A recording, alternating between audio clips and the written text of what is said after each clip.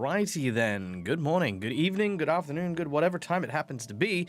To you, one and all. My name is Michael. I'm the Dead Aussie Gamer, and we're here for Heroforge Legendary. This is not a new time slot. This is nothing, firm yet. This is just because I felt a bit creative, and I thought I'd come and hang out with you guys. So here we are. We're gonna make some Heroforge minis and just chat and chill and hang out. All the cool things. You should get back to sleep if it's 5 a.m. and if you can't, then hopefully the sultry sounds of my voice will help. He says the sultry sounds of his voice. I sound like nails on a chalkboard. You aren't getting any sleep. No, I'm joking. Hey Penfold, good to see you. Welcome. Why is it saying you're a first-time chatter? Well, first-time chatter. Hi. I mean, a welcome. It's weird. Now the first thing, because it's been a while since we've done a Heroforge Legendary, why is my Heroforge so out of frame? Let's have a quick look here. Let me just adjust that super quick. There we go. And there we go. Ah! Ta-da! Actually, no, that should be there. And then that there. And then that there. And now I know you're at all. There we go.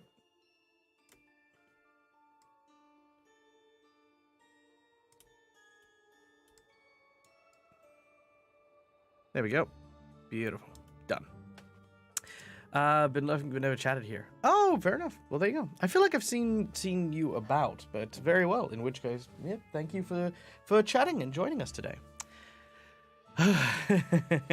Yeah, chat zombies went mad this morning. That was an interesting thing. Maybe I should do a Twitch versus stream one day. Like have all my D&D friends come in, pit them against a horde of zombies named after chat folk, and then the more people we have in chat, then the more zombies we have. That could be fun. But yeah. Anyway, how are you guys doing? Hope you guys are having fun. Okay, Kethra, good to see you. Welcome in. So what are we doing today? So today we're trying a new format for Heroforge Legendary where we create a character and we try some voice acting. We do a little bit of voice work to try and figure out what this person sounds like.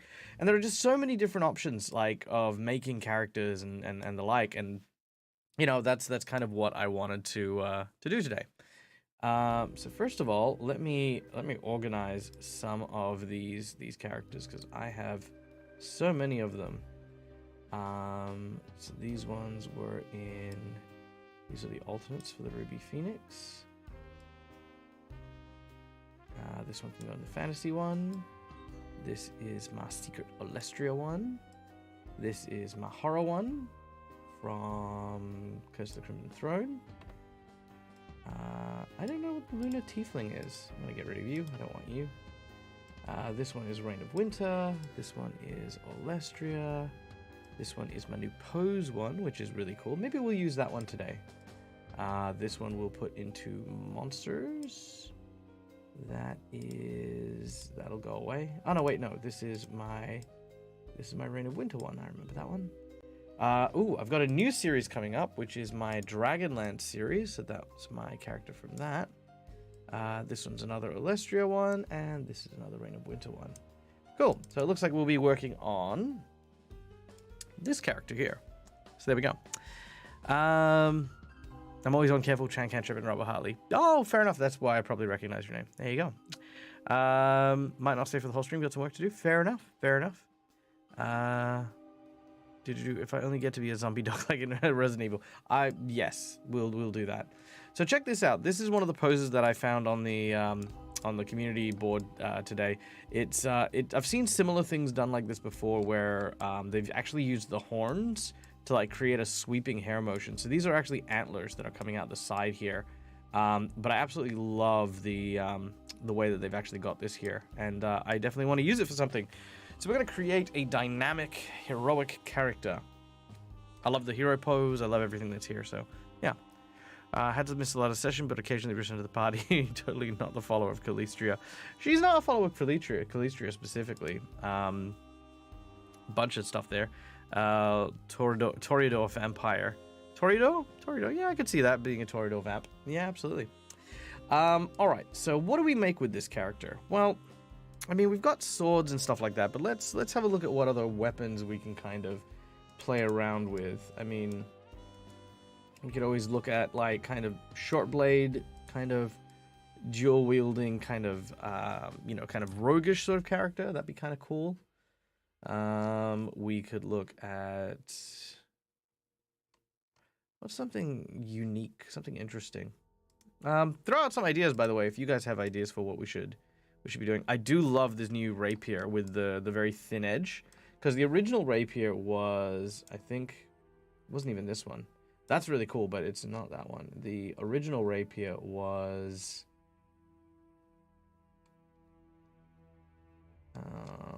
where is it? The original rapier was this one here, and it was thick. Sword be thick, yo. Or maybe they don't have it. Maybe they just upgraded it. No, they must have. Okay, cool. So it was this design, but it used to be a lot thicker. But now they must have like really learned how to thin down the blade, and it looks really, really cool. Won't be long. Have to get up in about 6 hours to get the kids ready for school. No worries, Brune. It is okay. Today is just this is just a chill stream, man. This is just us chilling out. So what else do we have? We've got axes. Could always go with the old axe and shield kind of thing. Turn this into like a very fabulous Viking. That could be kind of cool. What else do we have? Staves? Do we have any good? Ooh, that's kind of cool though. I do like that mechanical staff. A wizard. He's a wizard, Harry. That could be kind of cool. Spellcaster. We could really do anything with this pose. Oh, that's really cool. I do like that. That is really cool. I do dig this new. It's called a Veil Scimitar. That's really rad.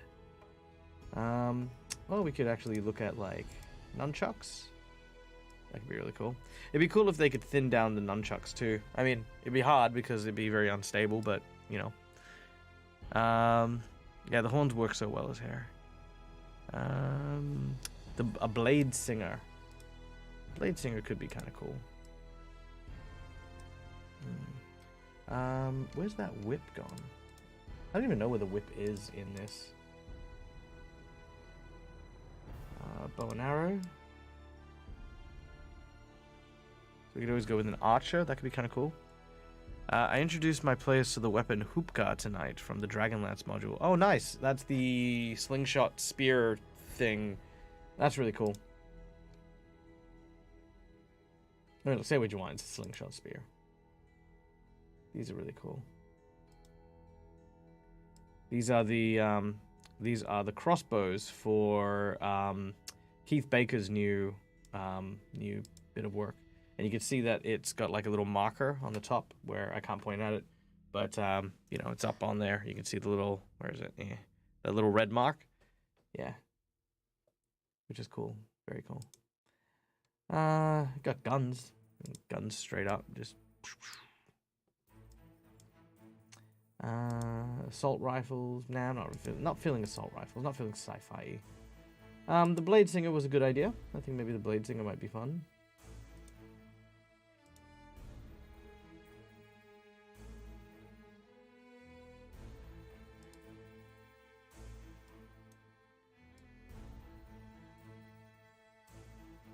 How to make a Blade Singer?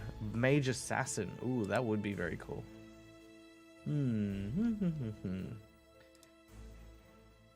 A Mage Assassin.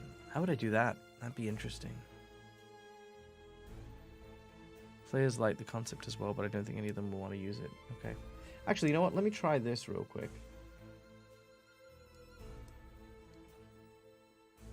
So first of all, I need to equip that. Then go to pose. I just want to try something because I haven't actually done this myself yet. Grip position to that. Then gear. Orb.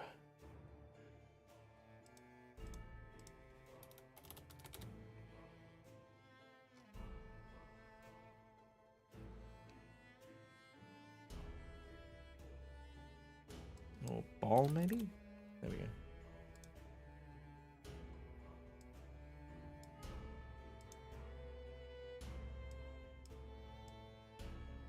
No, that didn't work.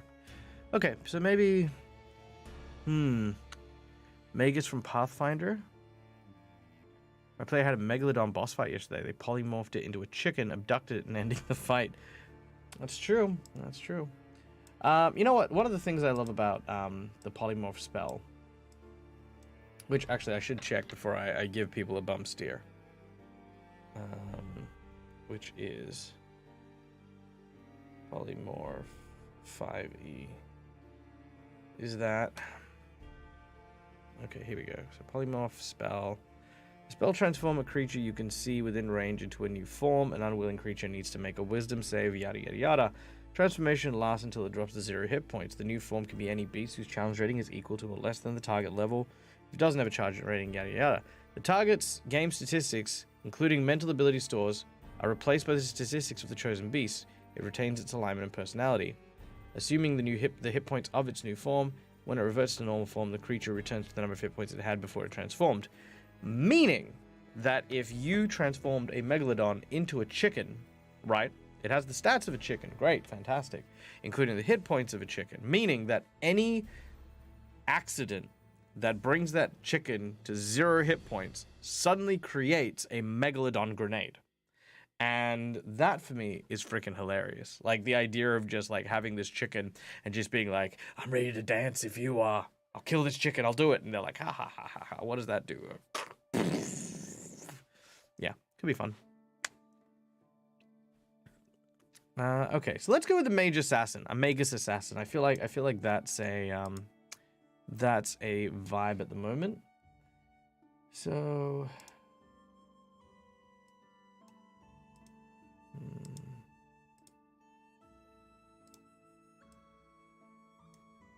all right, being an assassin, there's so many different angles to the assassin. I mean, the rapier is kind of, you know, like the iconic blade singer kind of vibe.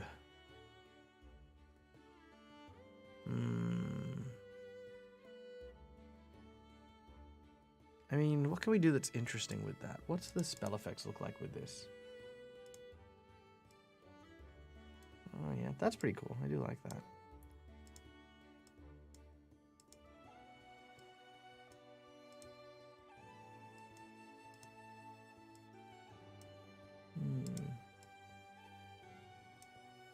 Let's see, I'd only want to do that one with a thrust. I think that's kind of cool. Or even that one. Yeah, this is kind of cool. All right, so if I twist this around a little bit.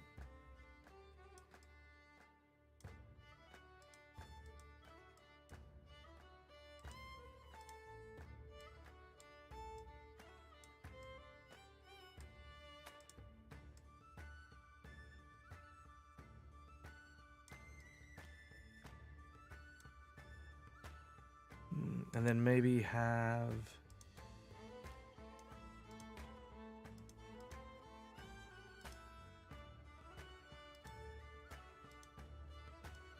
Oh yeah, there we go. That's kind of cool. We can go that. Odag the Megalodon was one of 2 hyped boss fights they did something dumb with to end the encounter so fast. GM needs to have fun too. That's true. That's true. GM does need to have fun. Everyone needs to have fun at a D&D table. Completely agree.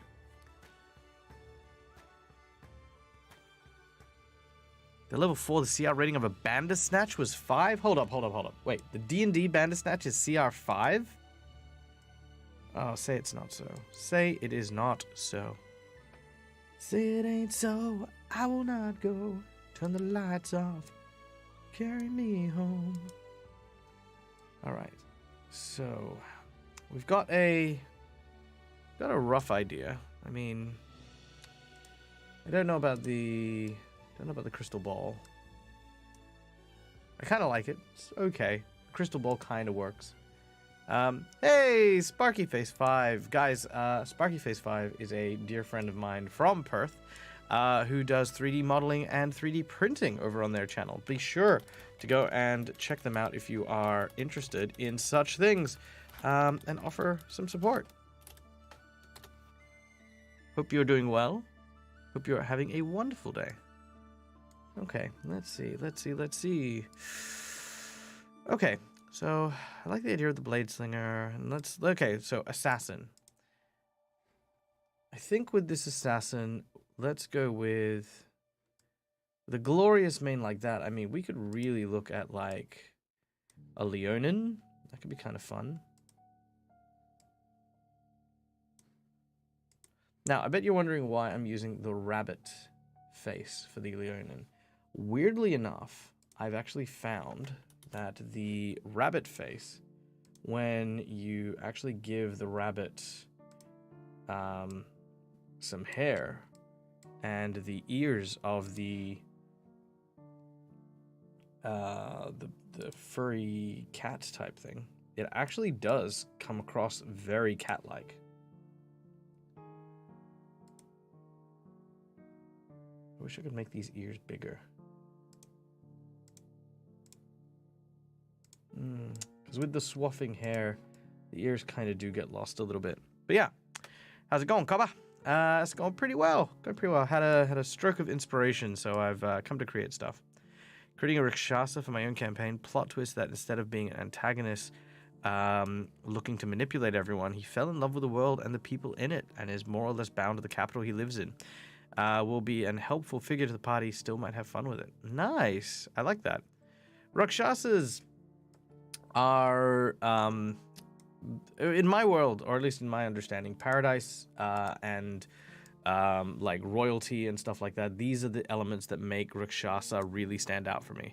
I'm always super keen, like when we use Rakshasa to like talk about like how opulent they try and live, and how, you know, like they kind of it's like almost like a pride thing more than a what do you call it, more than a villainous thing. That's kind of where I sit with Rakshasa. But yeah, no, having them be heroes or having them ally or have an allegiance to what the players are doing is never a terrible idea. It's always a good one. Hey, D&D with me. Good morning. How are you, my friend? I hope you're doing well. It was good getting to hang out with you on a couple of your streams. It is good to see you. Brassbruin, absolutely not. Encourage creativity and always check if they're okay. I never do something at their expense and give them many warnings to whatever it is. No, absolutely. 100%. I completely agree. I completely agree with all of that, and it's pretty much my only rule in D&D. There is no wrong way to play. Let me rephrase. There is only one wrong way to play, and the one wrong way to play is when anyone, doesn't matter if it's the GM, doesn't matter if whoever, if anyone is playing at the expense of someone else at the table. Now, I'm gonna let you guys peek behind the curtain here in regards to this. I know that I have a very long-standing and very unique relationship with my players in regards to like basically all the games we do, right? Like there's a certain level where we are like having me trying to beat them or trying to wipe out their characters, or encounters are really difficult, you know. And I play the part of like not rooting for them. I play the part of like, my job is to beat you, and oh dang it, you beat me. That is almost entirely a manipulation anytime I use it, because while I'm on camera and while it's a show, I want players to really drum up that sense of accomplishment, and defeating me is a good sense of accomplishment, because I can be insufferable, and I know that. Because, you know, like there's the ego, there's the you know, like, haha, I have now thwarted you, you know, kind of vibe. And that's fine. There's nothing wrong with that. The point at which it becomes an issue is when that becomes a genuine feeling. But it's not. I'm actually always rooting for my players to win. I'll always kind of like, you know, petition I'll have the group petition the GM for stuff like that. And it's good because it means that when I get beaten, everyone rallies around it. The players are like, oh my god, yes, we beat him, because they think, or at least the illusion is that I'm trying to defeat them when I'm not. I'm like on their side. But yeah.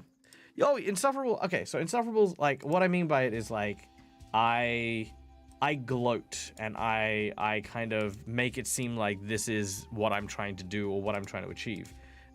Is that victory during games. But like I said, it's not really something that you it's not really something that you do. It's not really something that you strive for as a GM. Because if you win as a GM, that's game over, right? Like like there is nothing beyond that, which is like kind of the point.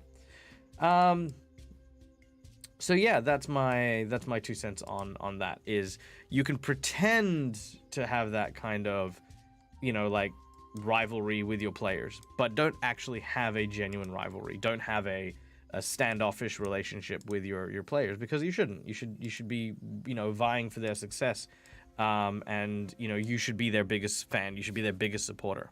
Because yeah, as Brune says, a GM can win anytime they want. That's not an achievement.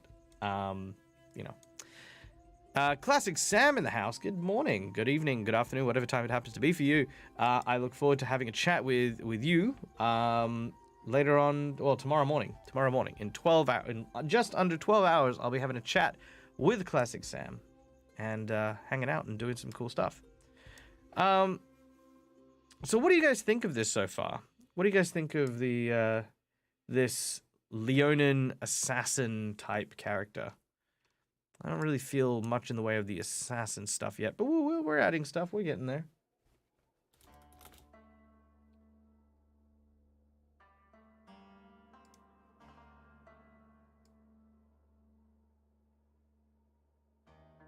Yeah, I kind of dig that. For assassin, he's got a pretty obvious weapon. That's true.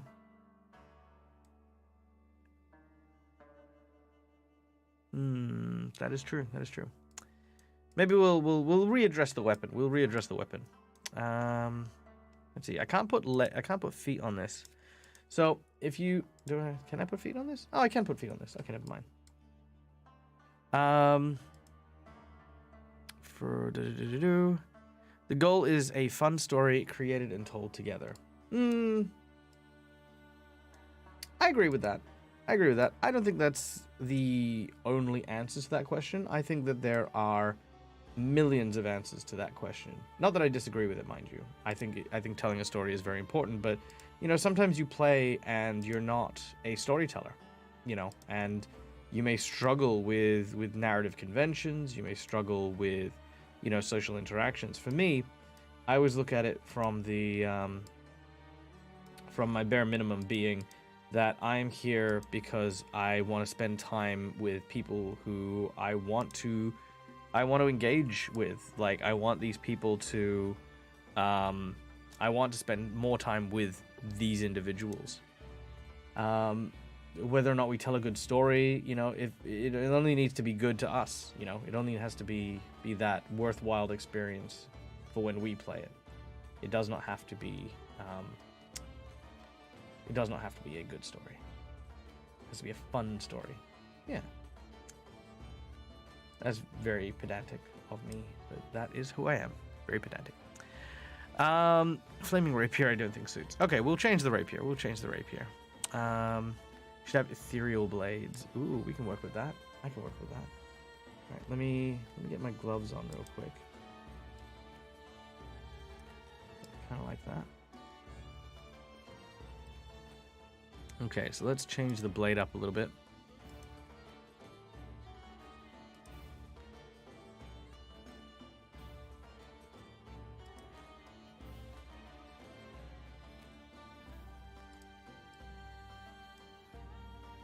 Oh, there's actually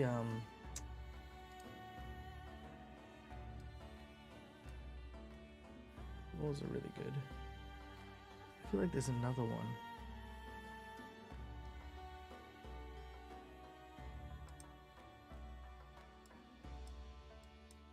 Maybe they're gloves? They have to be gloves, yes.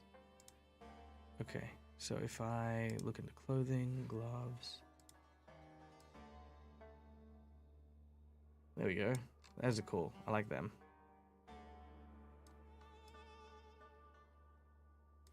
That's really cool. I dig those. What do you guys think of those ones?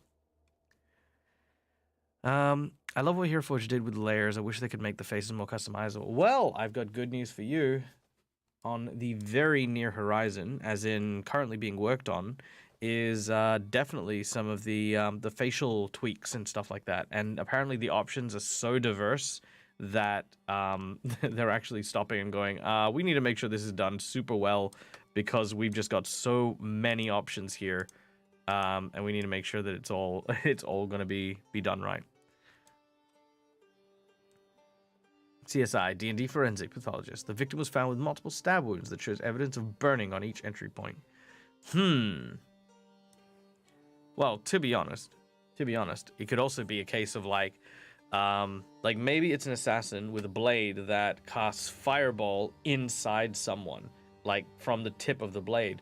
Now, I know what you're thinking, fireball, but that's going to be so much obvious. Well, fireball actually is blocked by other surfaces and the like, so it actually doesn't go around corners, it doesn't bend. So if you actually detonate a fireball inside someone, they're the only person that takes that damage. And if the fireball source is the tip of a spear, you basically hit someone and turn them into dust and just no body, no evidence. You wish bunny ears were possible. They are possible. What are you talking about? There are bunny ears.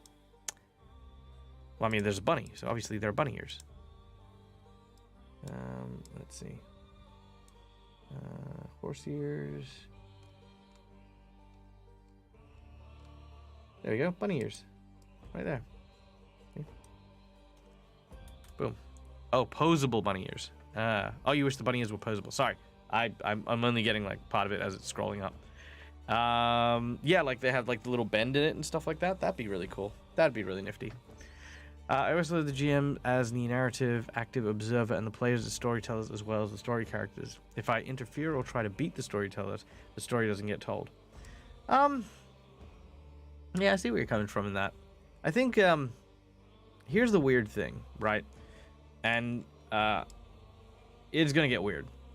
So as you guys know, I've spent, like, a great deal of time in this industry, in this field, like, you know, being a professional game master, role player, both at tables which are private and, you know, like tables which are, you know, really kind of like, you know, like big broadcasty show kind of things. And I've got to say this, right? I think the onus on doing D&D correctly is just crazy. Like how many people like will send messages or will you know ask or will like have like this huge point towards like, well, how do I play D&D correctly, or what do I do to do this? How do I be humble and, you know, like talk about my characters and things like that? Like, I am a storyteller and these are my fellow storytellers and yada yada yada yada. Not calling out anyone in particular. Dread. But the big thing that I tell people is this. It's like, not all games have to be like this perfectly packaged thing for everyone to be able to access, right? As a performer, of course, that is definitely part and parcel. That is part of the thing that we do. Oh, I do like that. That is very cool. That is part of what we do, right? As performers, we entertain, we engage, we want everyone to feel welcomed and included, and serve as ambassadors to the TTRPG experience. That's the goal. But if you're not in that field, if you're not in that industry, if you're not doing that as a career, then the only comfort you need to have is the people directly around you. And that's never going to be the same thing for different tables. That it just isn't. You're going to have people who vary your what is expected from your games from table to table. Like, not even GM to GM, right? Like, this entire group might have different expectations of the game, and as a GM, you need to be able to adapt.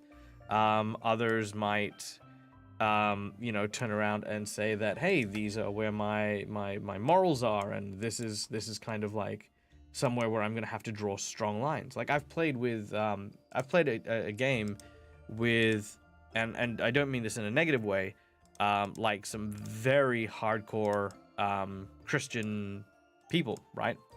And there's nothing wrong with that, but they put their foot down in terms of like, well, you can't have anything depicting like the devil or Satan or anything like that, which made, you know, running campaigns with like, let's go with like demons and devils, right? Or a villain who uses shadows to conjure leather-winged creatures. Anything that was like even too similar to like something biblical was unacceptable. And that doesn't mean that that particular game wasn't fun, and nor does it mean that that game wasn't something that I, as a game master, was prepared for. But it means that the methods that I use for that particular game aren't going to be how I define role-playing to people who ask me, you know. And I think that's kind of the important thing there is, I think people go, this is what Dag and Dread and all that do on their stream, and therefore this is the correct way to play. And I don't think that's the case.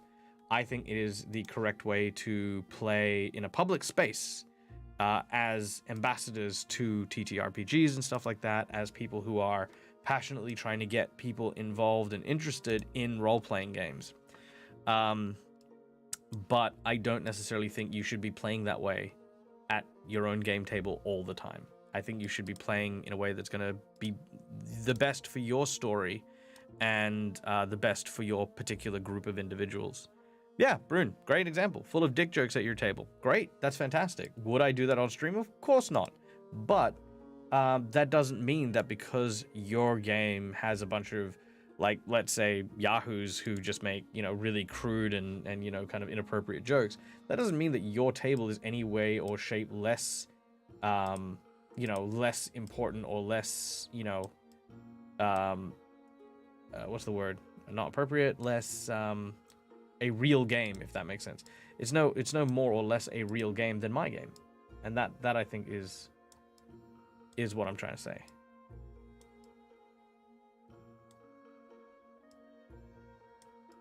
There we go. Yeah. But that's how it is at my table, not everyone's. Yeah. I added purple in this person's hair because I don't know, I kind of like went with the gray vibe, and it was on a kind of like a bluish purple, so I kind of added that purple just to kind of keep the kind of assassiny vibe. I mean, what do you guys think? Do you guys like the colorations? We can play around. We can change some stuff. But yeah, so interesting, very deep conversations here, which I like. I like deep conversations. I like conversations that get me to question things, because that's what we should do. We should question stuff. You should never become placated. Never get to that point where we tell ourselves that this is the case without question, you know. I question things all the time. I mean, it's not a very popular thing to do when people like tell me about like, hey, did you know Matt Mercer does this? And I go, great, fantastic. I've never done it myself. I don't know if I would do it, but it's really cool to hear that this is, you know, a practice that you have found that you enjoy. Okay, I think that's kind of cool.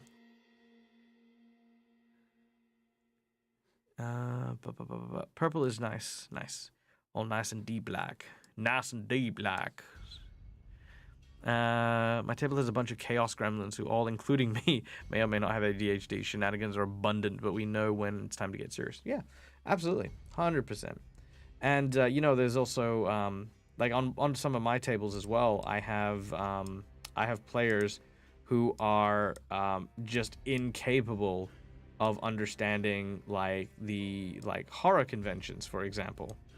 And it frustrates me a little bit. Not a great deal, but, like, when I have the opportunity to like run really good like kind of like gothic horror games, having that one or two guys who are like, you know, always kind of making jokes, or like whenever the villain is about to like step in and you know, kind of do their thing, they're the ones who are first up to go, hey, what's up, Baldy, you know, and like just kind of make fun. And it's fine, you know, like it doesn't kill the vibe and stuff like that, but you know, you can definitely tell when you know, people aren't picking up what the story is in for. But again, like I said, those are standards that we as GMs kind of make and need to communicate to our players, to our group. You know, that's just, you know, part of the journey.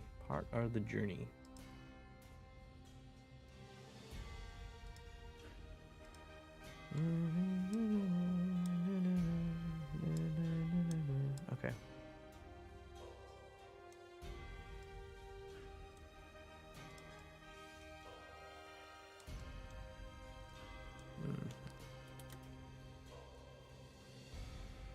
Matt who? I don't know if you're joking or not, but if you're not joking, yes, Matt Mercer. Matt Mercer is one of the people who has been claimed to be a prolific mind within the TTRPG space. Him and Critical Role, the company that, you know, the game, the thing that he does and he is most famous for, was attributed with the resurgence into TTRPGs in modern day. In case anyone was unaware, I don't know. Maybe some of you aren't. Maybe some of you have only come through the TTRPG scene via the D&D guys like myself. You know, who knows? Who knows? We try to be serious. It doesn't work. Say one thing wrong and it sets off a chain reaction of sick jokes. Yeah, you know what? It does. And I've definitely been on those tables. I play regularly with young kids, so it's not an unfamiliar feeling when you've slipped up, you've said something, and then the kids have like just jumped on board it, and you're just like, okay, cool. I'm gonna have to ride this out, and then come out the other side, and see if I can salvage the next portion of my game.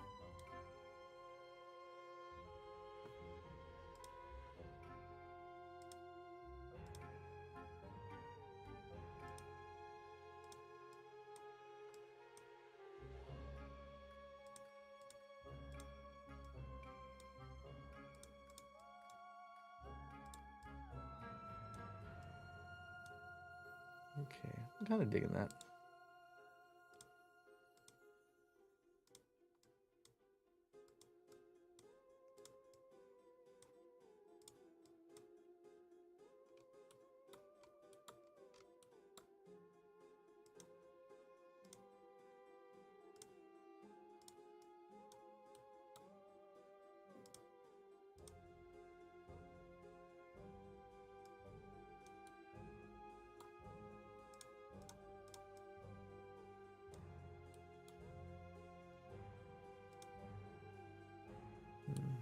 I kind of like that splash of gold. That kind of works.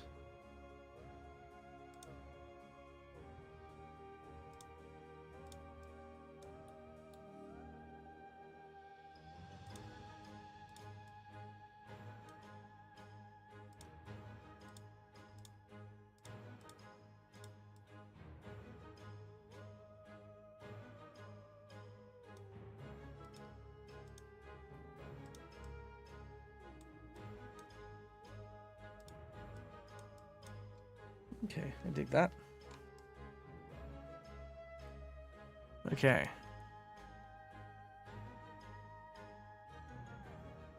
Hey, welcome in. Thank you so much, Moondare, for the follow. Good to see you. And I think we had another follow earlier on. Cyber Teddy, thank you so much for following.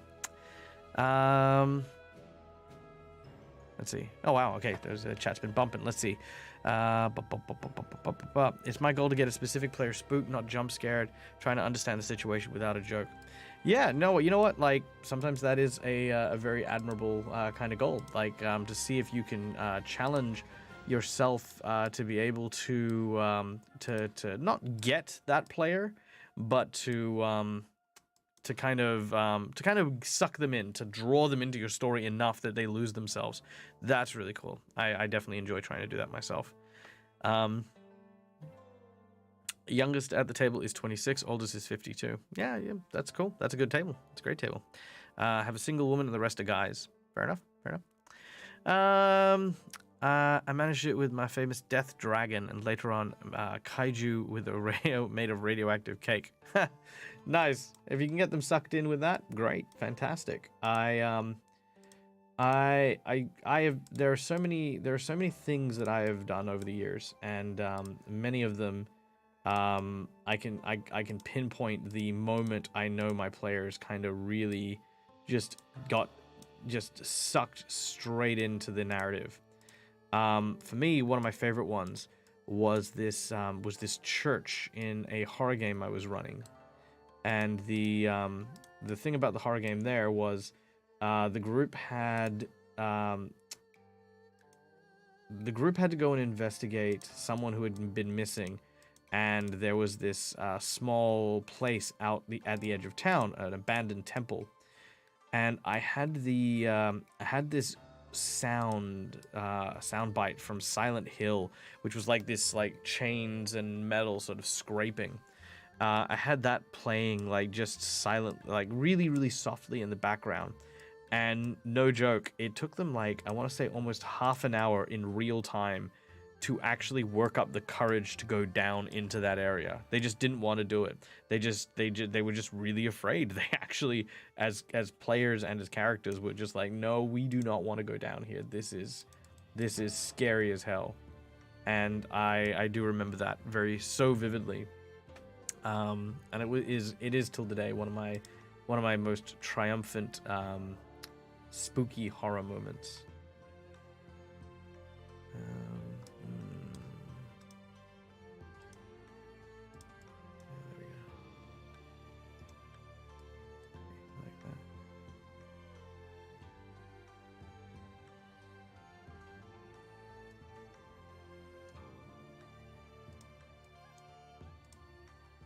All right. I resisted long, but fell hard in a critical role after the Legends of Vox Machina came into Prime. Yeah, no, they did really, really well with that. I remember when they were kickstarting the series and stuff, and I think they've done a phenomenal job with the series. I've only watched season 1, which I really, really enjoyed. I have not watched any of the rest of it. And that being said, I actually haven't watched that much Critical Role. It's just never been one of those things that have appealed to me. Partly because of how long running and how much time it takes to actually dive into it. So there you go. I haven't played more than one session because my friend lives an hour away and we all have busy lives, but they're all a bunch of chaos gremlins, and the stories I've heard are hilarious. The little bit I did play, I had a stomach ache from laughing so hard. Carrie, that is amazing. I'm so happy that that is the case. I'm not happy that you haven't managed to get into a few more games, but you know it's the terrible curse that comes with the game, you know, trying to schedule times to do stuff. I mean, God, if you guys could see my schedule, it's nuts. There are so many things that are just constantly happening, and trying to keep it all above board and keep everyone coming to games. I've got even my Patreon games, which is a static moment. You know, sometimes my patrons can't come. Sometimes my this morning, Twiff and Ire, who are two of my Patreons, they couldn't come to the game because an airplane crashed into their power lines. I'm not even joking. Hold on, let me see if I can pull up the image here. This was wild. Where is it? There we go.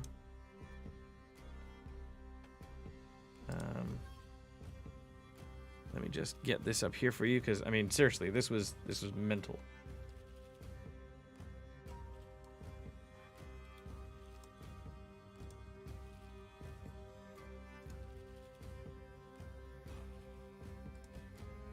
Okay.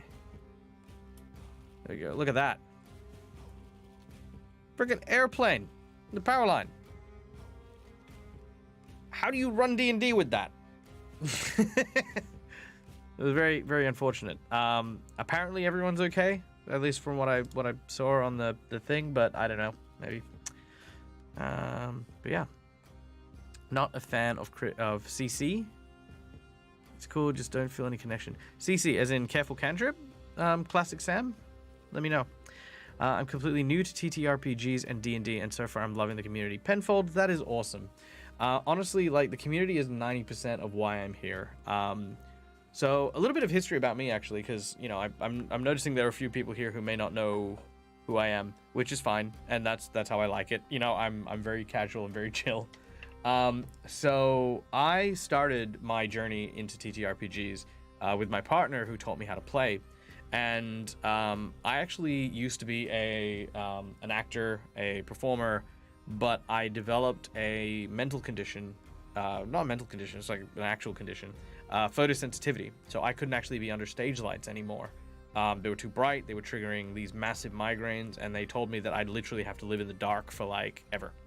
But after some treatments and after a very, very long extended period of recovery, I was able to put myself under lights again, actually be able to go outside, which was, you know, amazing.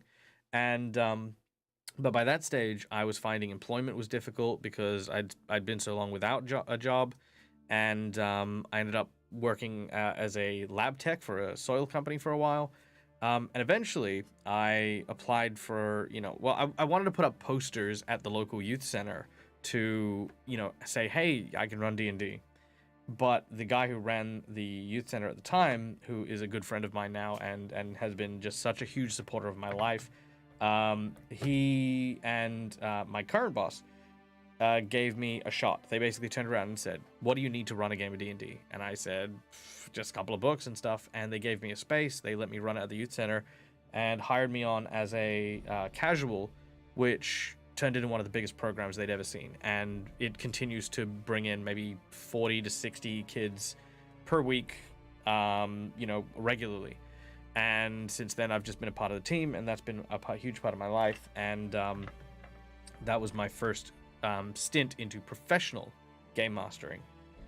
At some point or another, I came upon a problem that I couldn't solve.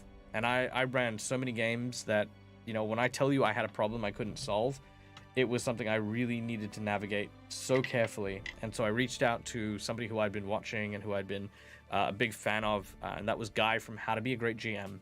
And I said, hey, do you want to, you know, can I, you know, get some of your time to just talk about this stuff? And he did. He, you know, like, gave up his time, and he came and had a big chat with me, and, you know, talked to me about, you know, like how I could navigate this particular situation. And we ended up getting on super well. He you know, we chatted for ages, way longer than we were scheduled to, and eventually he invited me to come play on his show, The Adventures of the Windswift.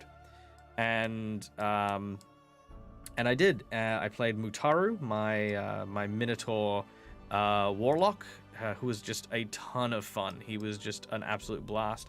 And then Guy turned around and said, dude, you are really good at this. You should start your own channel. And, you know, for the first time in my life, I actually saw myself once again as an entertainer, as a performer. It was very moving and very emotional for me, because I at that stage in my life, I'd given up. I thought, you know, the best I could do is like entertaining kids, you know, and not that that's bad, you know, I love entertaining the kids. But, you know, I had honestly given up on ever actually being a professional entertainer, and getting to do this with you guys, getting to be a part of the D&D community, getting to know everyone, getting to meet so many people who aren't just my heroes, but like people who were like, you know, just so down to earth. And that shaped who I was and who I became. The community is phenomenal. It is so welcoming and so warm. Ever since I was here, ever since I started the Dead Aussie Gamer stuff, it's the only thing I've really felt, is just how connected to everyone I am. Which is why everyone knows me. You know, like it's also another wild thing is like, I'm at a point in my career now where very few people don't know who I am in the field. Like, you know, I've done work with Quincy, I've done work with Dingo Doodles. I've done work with Guy, of course, Perception Studios, and the list just keeps going on, and it's still growing. It's still getting bigger. And I've always been grateful and humbled by just the support I've had, not only from my fellow content creators, but also from the community as well. So yeah, no, I to talk to go back to what we were saying, Penfold, I completely agree. The community, the people in it, the content creators, everyone, it like it is literally magical. Like just how amazing the people here are, and I honestly would not, for a single second, trade anything for the journey that I've been on and the people I've gotten to meet because of this amazing game. But there you go. Dad gets real while he makes a cat person. Let's keep reading down. It was a lot of fun. Hoping to keep going maybe after the holidays. Awesome. I'm glad. I really hope you do get to play more over the holidays. CR fan, not CC. Okay, cool. Fair enough. You're not a CR fan. Yeah, fair. I bought a dot grid journal from a craft store and made a campaign notebook for my character. That's amazing. I love character journals. I think character journals are... Ooh, that's really cool. I do like that. I liked it before too. Let's play around with some scars. I think not having any scars and not having any blemishes definitely, like, I don't know, undersells a character.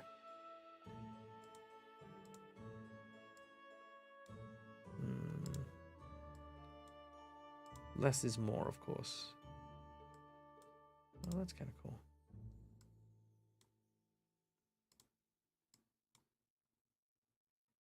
I like how there's like a million different versions of the eye scar.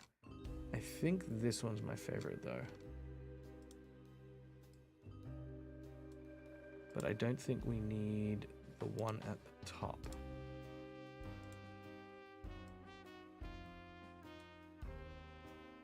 And we'll need to change that up just a little bit.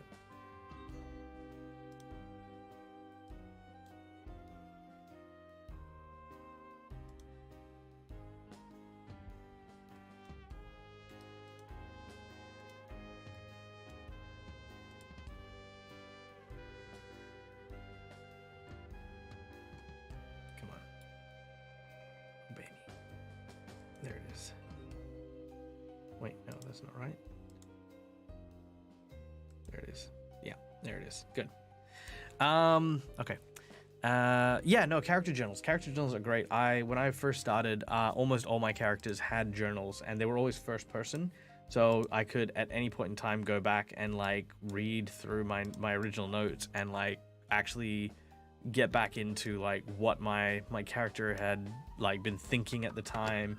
And so whenever I started that next game, it was always like I picked up literally from where I left off and not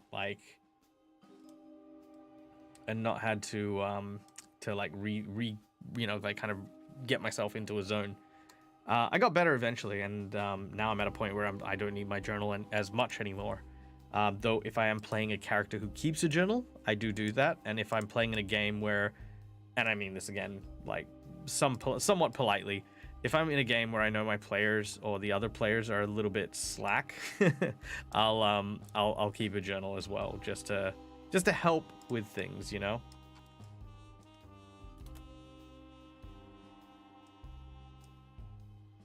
Yeah, that's all right. Actually, that's kind of cool. I don't mind that. I think I actually prefer the brown and only just a couple of strands of the. Yeah, and only a couple of strands of the purple. That's kind of cool. I was watching CR since day one. I dropped off after season 1. I used to get their humor and notice things that bugged me too much to continue. Love the one-shots, though. Yeah, I actually watched... the first thing that I saw Matt Mercer do was The Grey Company, and I actually didn't know about Critical Role. I love The Grey Company. That was a great one. Yo, what? Yeah, no. Okay, sorry. I'm only catching up to the plane stuff now. An airplane crashed into the power line. Are they okay? Don't know. Yeah, don't know. Pencil paper, it's a pilot. Okay, also don't know. I know that they had to fish someone out of it, so I presume that everyone's okay. How do you run D&D with that? Do you take inspiration from it? A rock crashes into a wizard tower. That was really good. Thank you for the follow, Noah. Welcome to the crypt. Good to see you. Feel free to chat, ask questions about D&D, life, love, this giant catfolk assassin, this wizard catfolk assassin that we're making. Ask questions, do things. Let's see. Trying to schedule D&D is like having a Tantalus curse. It's always included. Yep. We play next on the 7th, then the 14th. Our games are mostly 8 to 12 days apart. Oh, yeah, fair enough. Actually, if you want to see something really funny, watch the trailer for D&D Logic. If you haven't watched it, D&D Logic was done by my friend Robert Hartley, GM. A freaking hilarious D&D series. And the very first trailer for it was them trying to schedule the series and them, like, just not doing it. It's freaking amazing. Professional? You? Ha! Hey! What's up? Dragon Core. Guys, we've got all the Perthians in today. Dragon Core is a amazing content creator, a wonderful artist, a dear friend, probably actually, you know what, weirdly enough, probably the person I have known the longest outside of my family in my life. They're just such a wonderful and kind spirit. Please do go and check out their content. Whether they're playing Sims or Dungeons and Dragons, which is a new feature on their channel, or just hanging out for a cool art stream. Dragon Core is a great place to hang. Noah, hi. I've just started D&D and my brother is acting as a GM. Acting as a GM? What? How does one act as a GM? I am. Yes. No. We think we're playing it right, but I'm not sure. Got any tips specifically how the dice rolls work? Yes, I do. Here's the biggest tip. Actually, you know what? I'll give you a bunch of tips. Noah, here we go. This is. You know what? Let me write this down. I'll tell you what. Here. This is my Discord. Okay, that's my Discord.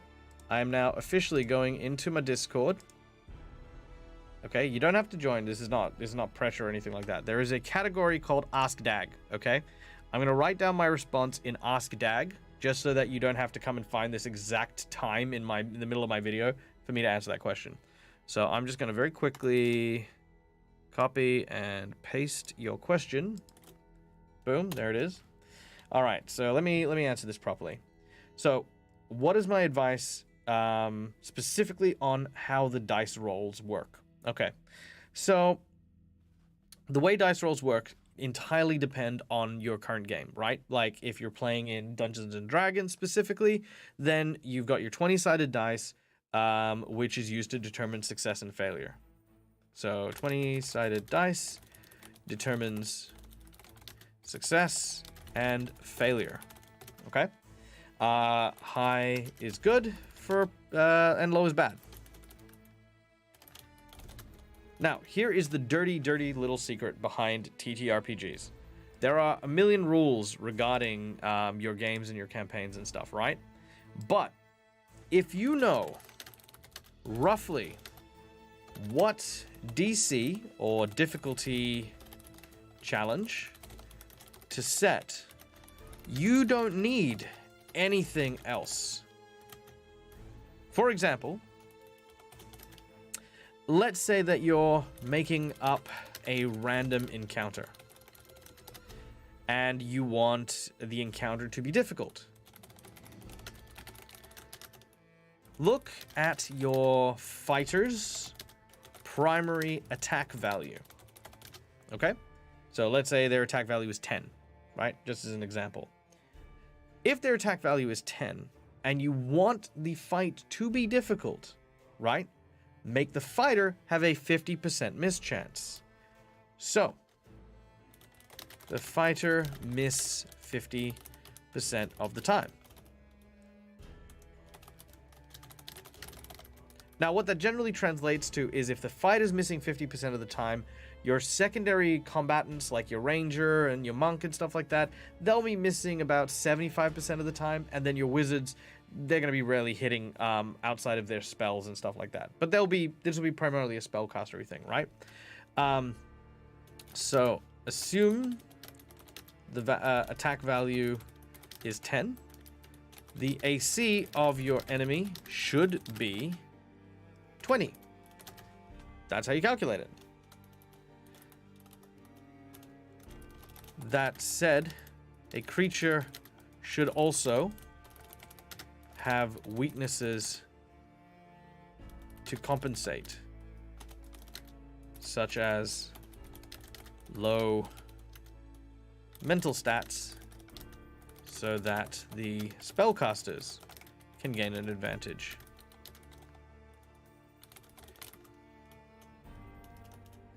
The same rule applies when setting DCs for skill-based challenges.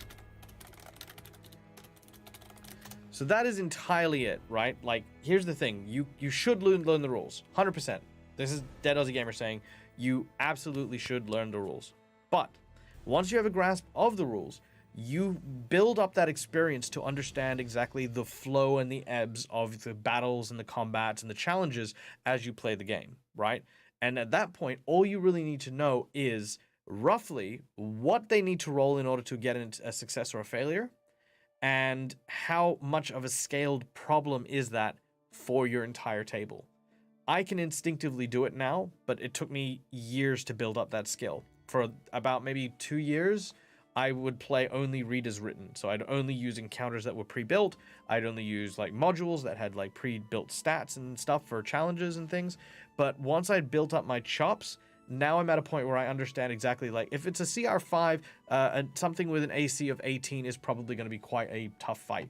I also know that roughly my players should have anywhere between 15 to 20 AC, maybe 13 or something if there's a wizard. And I know that if I have an attack value of, like, say, 7, I'm going to absolutely beat the snot out of a wizard, right? These are just numbers to you, but for me, it is a map to how I create an encounter on the fly. You don't ever have to be that good. You just need to know that this is as important as your D20 gets, right? It determines success and failure, and as long as you know where that is, you're good. Doesn't matter, right? That's it. There you go. Go with your gut. Look, I wouldn't say go with your gut. Please don't go with your gut. I mean, look, this is the tough bit. When it comes to D20 rolls and setting your DCs, you do need to have math.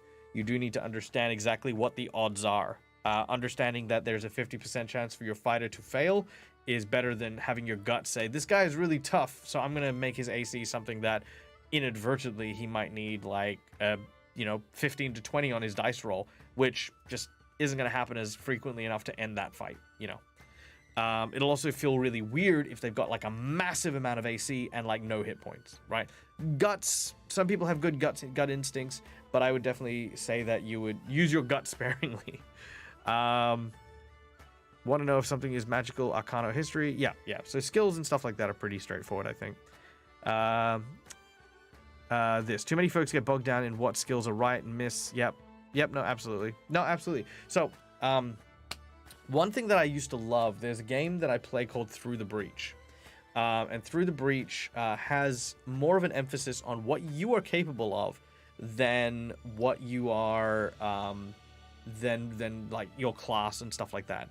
And I think that that's an important element to look at as well. I completely agree, Dragon Core. Too many folks get bogged down in the correct way to use your skills and abilities, when in fact what you should be looking at is, what am I capable of? And then how is that relevant, or how we can play around with that. I've had so many encounters where I've said like, hey, we're coming across this large, scary demon. Cool, knowledge planes. Oh, I don't have knowledge planes, so I can't make that check. Would religion work? And I'm like, well, there are religious texts that have demons in it. Sure, why not? You can use knowledge religion. Flexibility is very important as a skill for GMing. Absolutely, 100%. And that's why at my tables, I have the approaching the bench strategy, where anytime my players can approach the bench for something that's not based on the rules. I even use hero points as a reward for good role play, and will allow them to bend the rules so that it favors something cool that they want to do. So it's like, oh, I want to like run up this wall and like backflip and then throw like a bunch of shurikens, basically like a rain of shurikens down on someone, and then land on the roof above them. Now, of course, you don't have the rules to be able to do that, but for a hero point, let's do it. Athletics check to climb up the wall.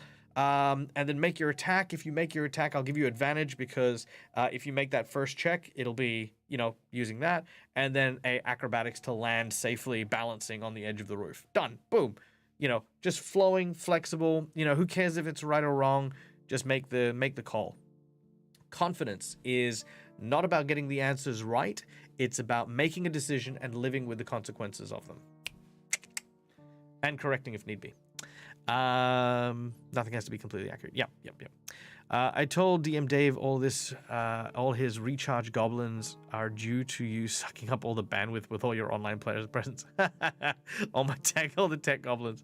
Yeah, that's true. I have so many tech goblins. The Silence Wizard is actually my nemesis.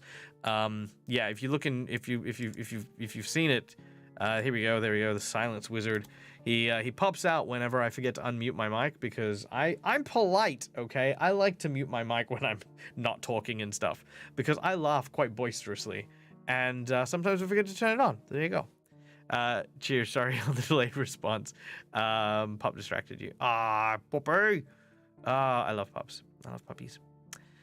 Mythical Turian, I'm glad you got to be able to be in entertainment again. You are a very talented storyteller. Oh, thank you, and a wholesome person. I'm happy I got to discover you and the lovely community.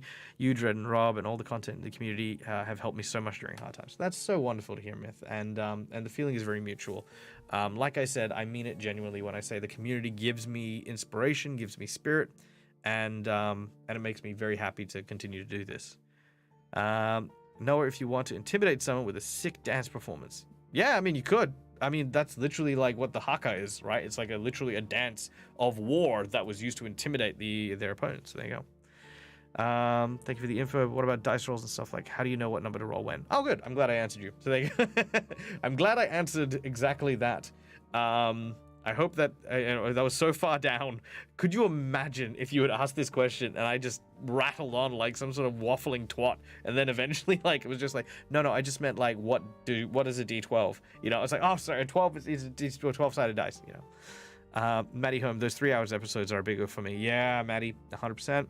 It's why most of my shows are only 2 hours. 100% is because I value so much your time, right? Like every second I'm on stream, I am really, really mindful of what value it is to you guys. That's one of the reasons why I hate the about to start soon thing.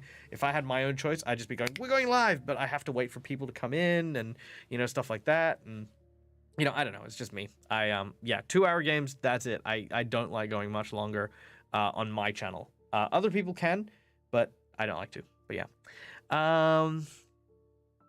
Yep, low-level DCs. There are a few, also just real quick, and I'm going to write this down in that Twitch chat as well. There are some charts that set out DCs per level. I don't know which ones are accurate. I haven't looked at it for some time, but they are there. They are around. Oh, Dag, I have something to tell you. Tell me what? Tell me all the things. Sparky! Actually, Sparky, do you remember Toby? My friend from way back when? I don't know, because Sparky's also been in my life for quite a long time. But yes. Let's see. Oh wow, I'm so far behind. Okay, McBluff, you're pregnant with a child. What? No, yuck. Not yuck, but yuck. I don't like having children. It's not a thing. Thank you also the longest. Yeah, I think longest. Yeah, I mean, like, I've known you literally as long as I've known Tim, and that's a long time. Go with the math. Yeah, thank you, very helpful. Yeah, I'm glad it was helpful. Off to bed, Brune. Oh my god, I don't even know when you left. Where is my... Okay, no, I'm getting there. I'm almost at the bottom. Hope you sleep well, Brune, and good luck getting the kids ready for tomorrow. Knowledge and performance, skills for 3.5 are not a thing I miss at all. I love... I love the... hold on, give me 2 seconds.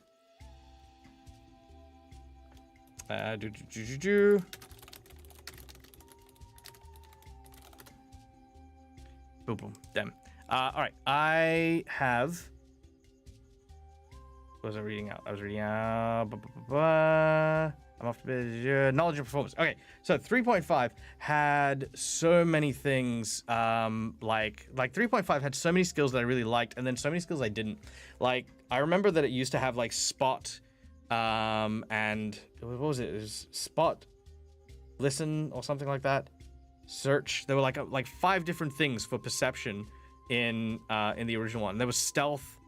There was hide and move silent. Yeah, there was hide, move silently, and like a bunch of different ones.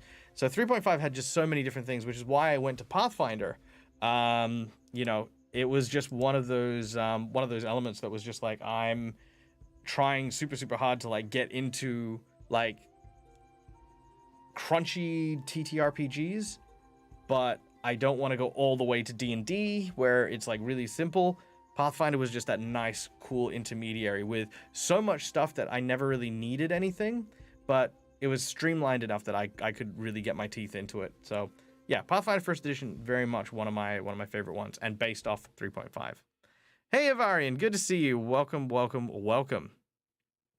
go, take care. See you, Myth. No worries, stay safe, stay wonderful. Had a hard cut of 4 hours, 3-minute break with each because of disabled members. What?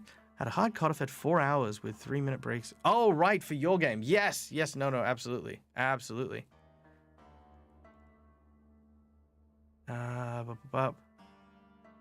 shared. Okay, cool. Yep. I shared that intro I did for the Curse of Strahd game a while back on YouTube yesterday. Oh! Well, maybe I should have a look at it.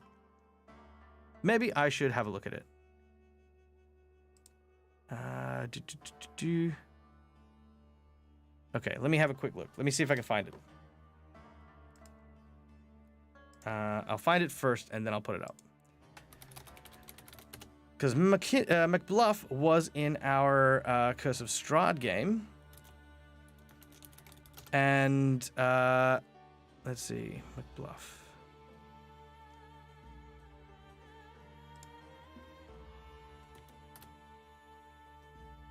There we go. Let's see.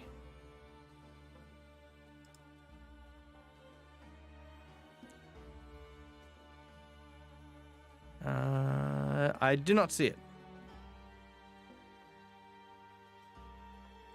Did you say you put it up or you will put it up? Because I have not seen it.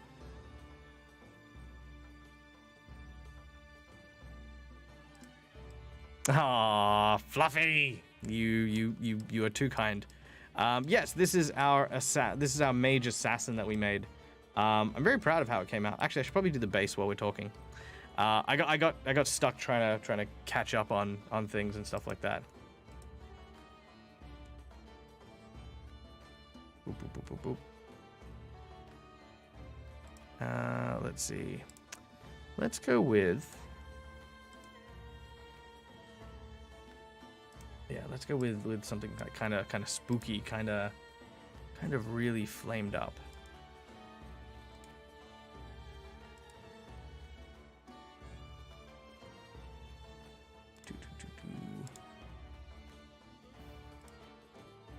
Let's go with kind of like. Let's go with that, and then what we can do here is we can go into the mixer and change that to. No, I don't want to do that. Let's go back there. I want to change this one. Yes. So change that high to that green.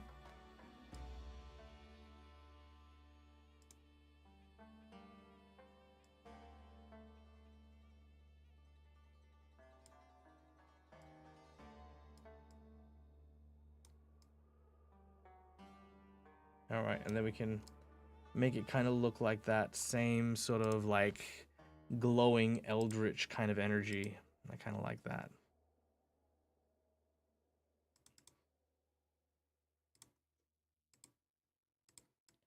Boom. I love that. That's really cool. And then we can actually add in a second light source here.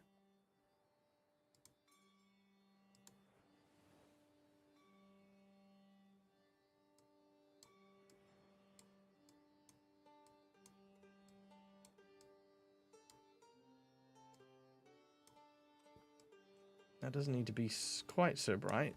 And then we can add in some smoky effects. Where is the smoky effect? Ooh, log cabin fire. That's cute. That's really cute. Oh, and I can even put fire in it. Oh, that is adorable.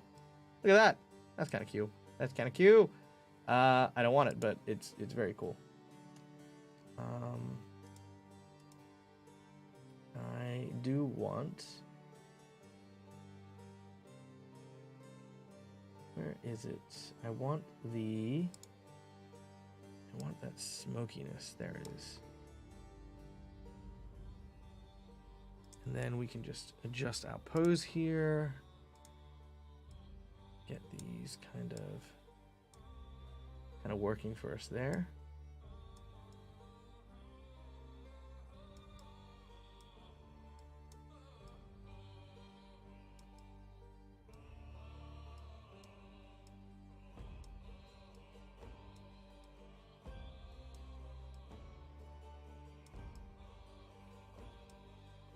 And then move that over here. Boom. And that way we've got like some smoking boots.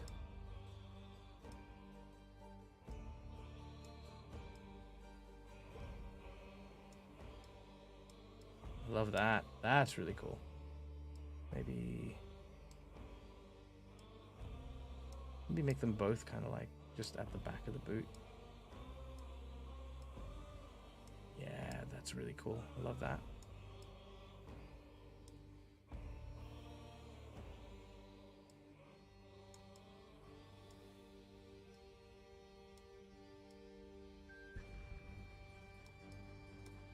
And then we can add in a couple of colorations. I've always been a big fan of this kind of like really cool green that's there.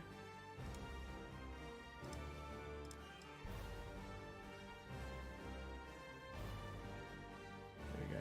That's pretty cool. I like that. That looks really cool. We'll fiddle around with it a little bit more. Okay, 3.5 has a very special place in my heart. I spent months updating all the components for ROTD from 3 to 3.5. ROTD. Not sure what ROTD is.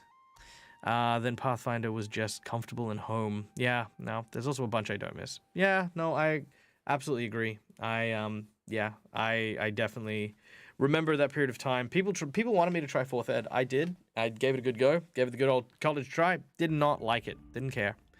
Crunchy TTRPGs give Cyberpunk 2013 a go for the original Twilight. Man, I was in a not Starfinder. I was in a Shadowrun game, and that did my head in. Honestly, like, it's probably one of the most difficult things I've ever done, was trying to figure out Shadowrun. I didn't dislike it. I was not built for it. I just didn't understand it very well. D&D is just an excuse for the boys to get drunk and talk about fondling the elven barmaid. I tried once and nearly died from cringe. You know what? We were just talking about this as well, Bob. Also, welcome in. Look, D&D is what it is for every individual table. Some tables you're going to get exactly that, you know, a bunch of very cringy people sharing a fantasy, which is very cringy. And I will share a story on that. I'll share with you a story that I have for that. But not all games are like that, you know. It's like playing a sport or getting into, like, you know, anything. There are some games that are going to be absolutely amazing, and watching it is going to fill you with inspiration. And there are going to be others where you're going to look at people and just go, wow, what a bunch of toxic shitheads that I really don't want to spend time with. You know, that both exists in that same space. Oh, it's short. Okay, cool. I'll have a look. Let me go back to this. Shorts. There we go. Ah, here we go. Okay. Is there music? Let me see if there's music. I'm gonna put this in my headphones. All right, let's go check out McBluff's work in progress for our campaign, which is over. But you know, oh, this is really cool. I love this. Okay, got sound. Good? All right.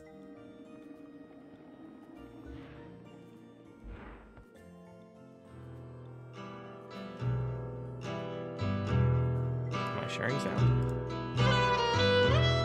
I'm not. Hold up. Hold up, hold up, hold up. Let's do this properly. There we go. Still had my other sound running. No, go back. Ugh. Okay, hold on. Try that again.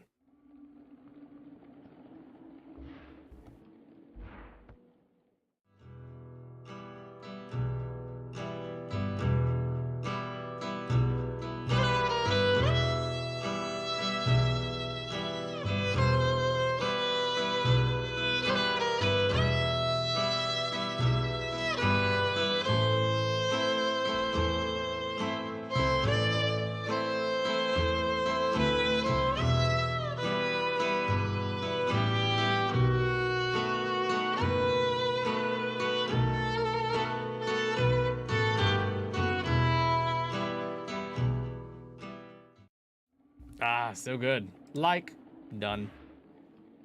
Comment. So amazing. I really miss this table. You were all so much fun to play with. Boom.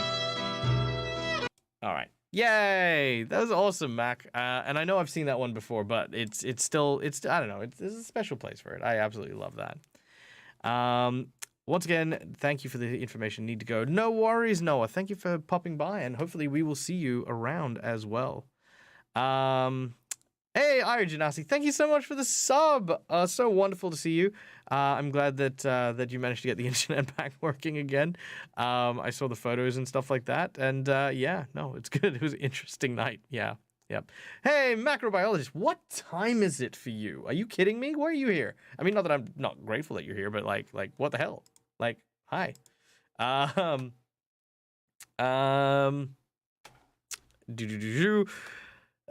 Remember the huge several-year-long campaign I ran that 2 mutuals were in? Roll of the dice. Roll the dice. Man, I really wish I could say I remembered. I mean, like, I'm not gonna lie to you. I run like 10 to 15 games a week. I don't even remember half the games that I'm in anymore.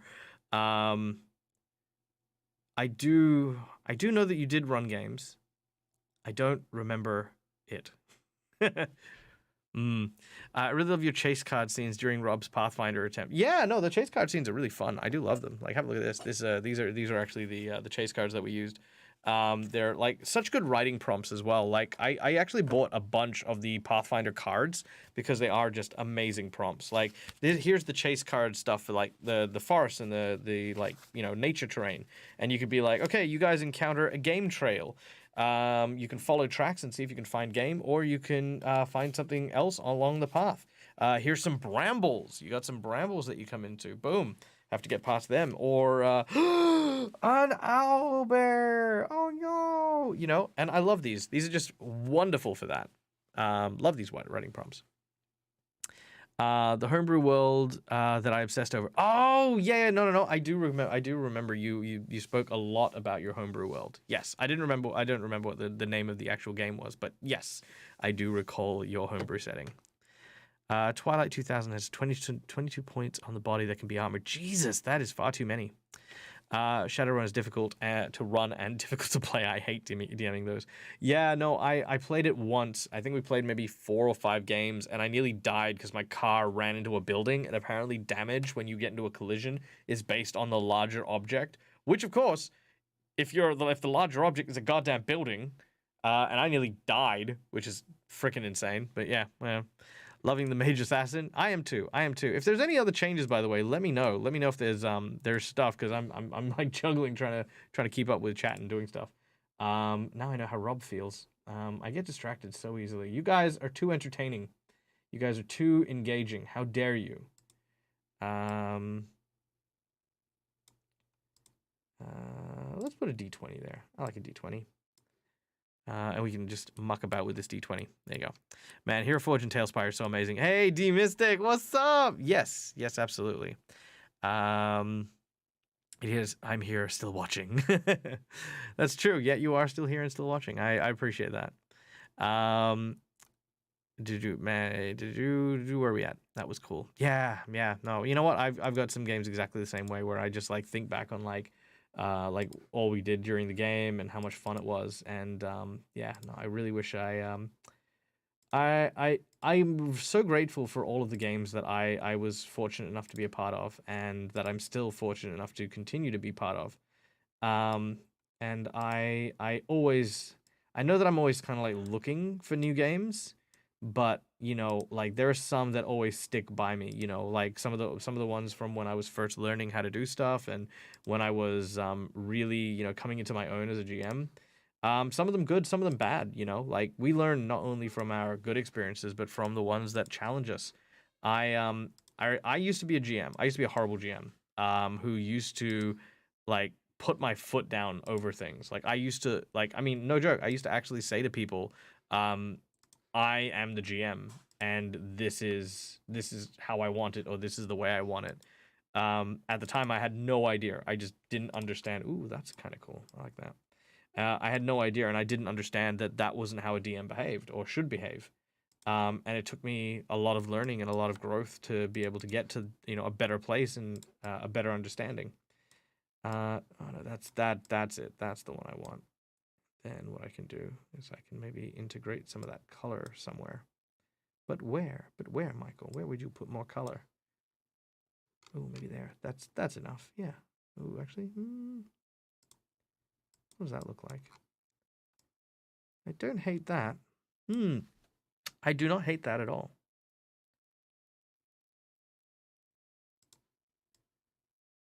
I do not hate that at all. That's cool. That's cool. It's very subtle, but very cool. Anonymous tipped $11.70. Thank you so much, guys. That's so kind of you. I haven't actually talked about donations for today. I don't, because I hate promoting myself because I'm a weirdo. But for those of you who don't know, I'm going to be in America next year, in May, for the Convergence. As a cast member with no, that's not my thing. What am I doing here? No, stop that. Yeah. As a cast member for Quincy's Tavern and the Tavern Guard, I will be there at Evermore Park next year. There it is. Entertaining, doing stuff on stage and the like. And there, boom, up there in the corner, I'm actually saving up for a cosplay that I'm going to be coming and attending as. So if you guys want to help me on that, that's really cool. But that's just if you want to, because yeah. And if you are anywhere near Utah in the early week of May, come by. So come see us. We're gonna be there the whole week. If any of my fans are there as well, I'll definitely be trying to work up like a meet and greet, like maybe go out for like food or waffles or something, and come see you guys in person, maybe have a drink or whatever. But yeah, but apparently it's a very Mormon place, and there isn't much in the way of like drinking and stuff. But there you go. I don't know. I'm getting used to sharing my unfinished work, more of stomping down that perfectionism. Yeah, fair enough. That's a difficult beast to beat. Yeah, exactly. Stop repeating me. No, I know you said it ages ago, but yeah, I get what you're saying. I know what you're saying. It's only 9:30 p.m. currently in Thailand. Oh, you're in Thailand. I thought, for some reason, I thought you were in New Zealand. Why are you? Yeah, it's like an hour before where we are now. Night, Dag. Okay, night, Sparky. We'll see you later. Oh, you said owlbear gave me flashback to Nico's and the Frost Maidens. That's true. We did have pet owlbears, which the goblin took care of for like a little bit, and then I kind of felt bad because we kind of forgot about them, and so then I spent a lot of my time like looking after, like being a surrogate parent to the owlbears that we had stolen from their mother, because I felt bad, right? Like we'd stolen these owlbears. Those cards remind me of an RPG that was totally a CCBG back when CCG was all over the place. The cards were amazing. I did love the Dead Aussie Gamer one. I really miss running and debating stream a short Cyberpunk Red game on time. Yeah, that's true. Not seeing a thing. Also, Evermore Park, that amazing LARP theme park. Yes, I will be there next year. So for those of you who don't know, by the way, again, because there's a lot of you guys whose names I don't recognize, so just so you guys know, one of the many things that I do online is I am a performer on a variety of different D&D shows. In addition to Careful Cantrip, I'm actually also a member of the Tavern Guard with Quincy's Tavern. They play on Sundays fortnightly, depending on what we're looking at. I mean, sometimes it's the PvP game, sometimes it's the TTRPG, where we're actually, in the tavern going out places. But Quincy is going to Evermore Park next year and doing a pop-up, so you can actually go to Quincy's Tavern in real life, and we're going to be there. Quincy's going to be there, and the Tavern Guard are going to be there. Like I said, I'm going to be there, and we're going to be in costume, and we're going to be LARPing, and we're going to be hanging out, and I will be hopefully cosplaying as Aki, my character. And you know what? I think, by the way, I think we're done with this character, which I'm going to call Magus Leonin Assassin. And maybe I'll use him for one of my games coming up. We'll do some voice acting with him in just a second, but just so that I can talk about this really quickly. Quincy's Tavern. Yeah, so this is my Quincy's Tavern character. His name is Aki. Aki is a former circus performer who is now a member of the Tavern Guard, looking after the interdimensional tavern that is Quincy's. I haven't updated this in quite a while, but yeah, I will actually be putting some not so I'll be dyeing my hair a little bit, and it won't look exactly like this, mind you. This is just the Heroforge model, but I'm definitely going to go with something akin to being able to cosplay as Aki, which would be a lot of fun. I'm also going to be doing a lot of extra things, like bringing in some like little like kind of like little fire kind of trick things to entertain and do stuff with, and I'm very, very keen on that. You what, Dag? You're gonna be going to the States? Bah. Yeah, no, I am going to the States. I am. And we'll be there. I'll be there for the week. So I think 2nd of May is like the start of it all, and then we're going for the whole week. And then I might, depending on how funds go, I might swing by LA and go hang out with some friends over there, and then go to Canada and go hang out with the Careful Cantrip cast. That's the whole idea. You're on holiday. You'll be back in New Zealand on Saturday. Ah, okay. That checks out. In which case, yeah, fair. That's amazing. When? Yes. 2nd of May. 2nd of May is when I am going. Yeah, he's sweet. Thank you so much. I appreciate that. I love Aki. Aki is one of my favorite characters. He resolved his entire backstory in like the first episode.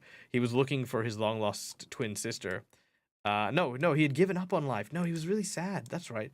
He gave up on a quiet life and was actually just looking for a glorious battle to, be his last. And he was told about the multiverse, and there was a multiverse where Aki didn't live and his sister had. And so he went there, and he had his happily ever after. And as thanks for that, he has been a part of Quincy's Tavern Guard like ever since, and he's just very grateful for his new lease on life. It's very cool. Very cool. I love it. Yeah. Very, very fun character, that one. All right. Let's look at voice acting for this guy. I think I'm caught up with chat. Oh, my God. Yes. All right. Let's do this. Mac has sent me a thing. What's this? Oh, you sent me it. Oh, you sent me the intro. Okay. Yeah. When did you send that? Oh, you sent it like 20 minutes ago. Jeez, Michael. Come on. Look. Okay. How do we voice act this character?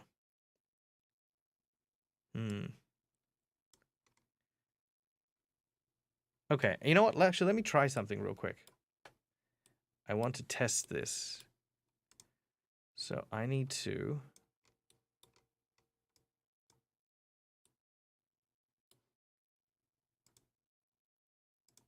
Okay, so I need to capture this.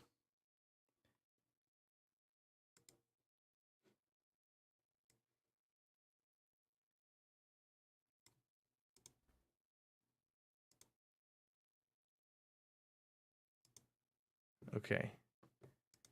And then...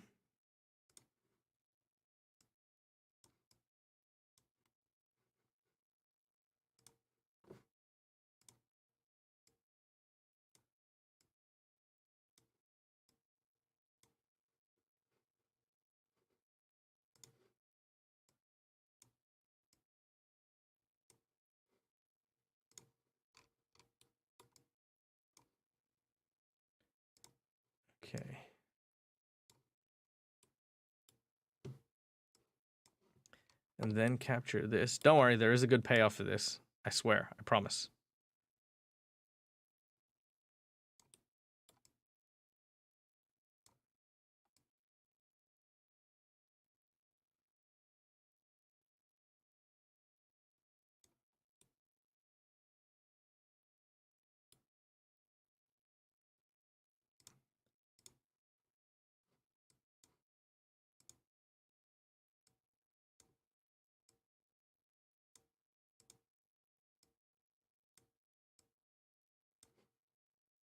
Okay.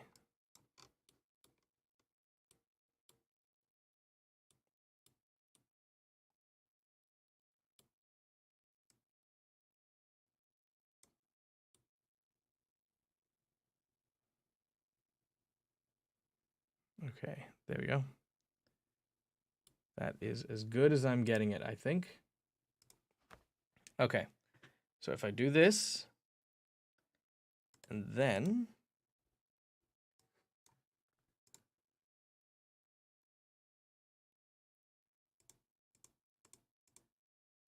Okay, perfect. Now, I go here. Trust me, there's a great payoff here.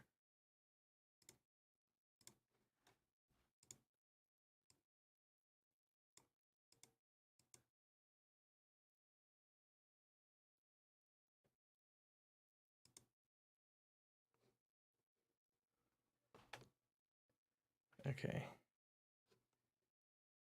Then I go here, I go here.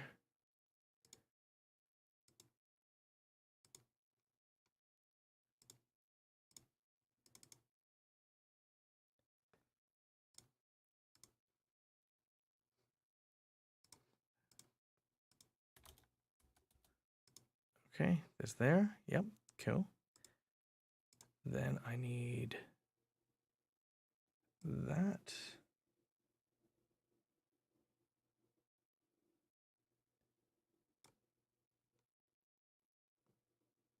Where are you? You are here? Nope.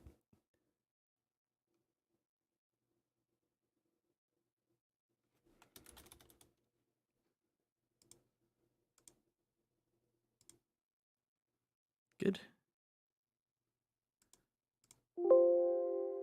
And then here. Thank you.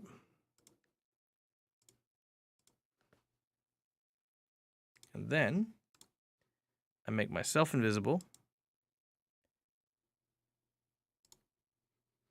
I then do this.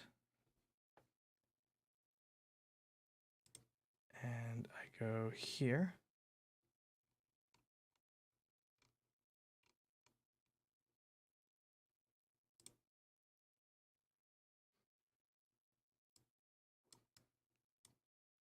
All right. So I can now do this, which actually shows me opening my mouth. How good's that? Ah. What do you think? At least this is kind of like what I've gone with. I think this is cool. I don't know, what do kids call cool nowadays? All right. So, let's try some voice acting now while we have this up, shall we?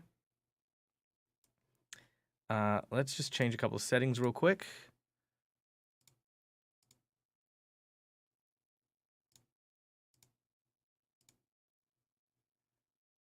All right. So does that? Nope. Don't like that. Let's try that one now. Testing, testing. Okay, good.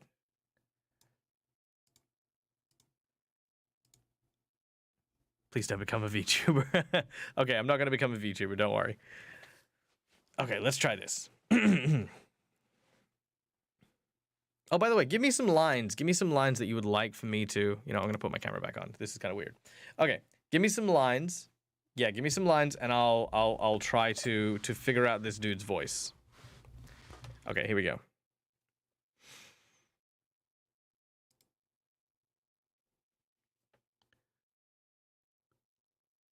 It seems to me that we've spent far too much time looking for someone that should have been very easy to assassinate. Hello, adventurer. and welcome to our fair town of Honeywood. Have you seen my puppy?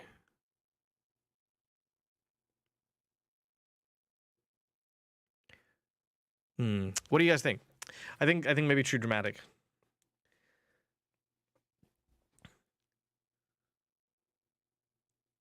Maybe we could make him a little bit more.